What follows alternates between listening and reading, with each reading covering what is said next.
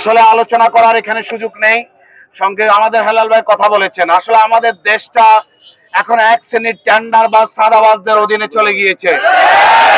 আমরা কারোকে আগামী এই জুলাই অভ্যুত্থান কারোর জন্য সাদাবাজদের জন্য এই দেশ আসে নাই, ঠিক কিনা? এই দেশ এসেছে মানবতার মুক্তির জন্য, ঠিক কিনা?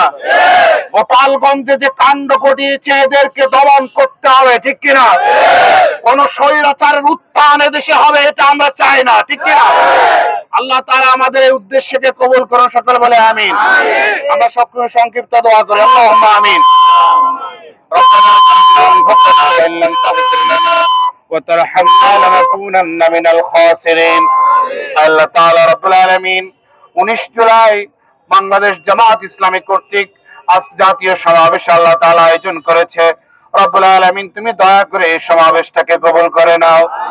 আল্লাহ তাআলা বাংলাদেশ জামাত ইসলামীকে আগামী দিনে তোমার দ্বীন কায়েমের জন্য, ইসলাম কায়েমের জন্য কবুল করে নাও। আল্লাহ তাআলা এই দেশের সমস্ত ব্যবসায়ী যারা আছেন সবাইকে তোমার দ্বীন কায়েমে অংশগ্রহণ করার মতো তৌফিক দাও। আল্লাহুম্মা লা তাদা লানা যামমান ইল্লা গাফারতা ওয়ালা হাম্মান ইল্লা ফাররাজতা ওয়ালা দাইনান ইল্লা কাদাইতা ওয়ালা মারিদান ইল্লা শাফাইতা ওয়ালা হাজাতান লানা ফিহা সালাহ ওয়ালাকা ফিহা রিদা ইয়া আকরামাল আকরামিন।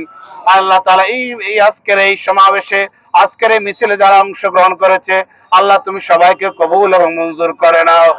আল্লাহ আগামী দিনের ইসলাম কায়েমের আন্দোলনে সবাইকে অংশগ্রহণ করার মতো তৌফিক দিয়ে দাও।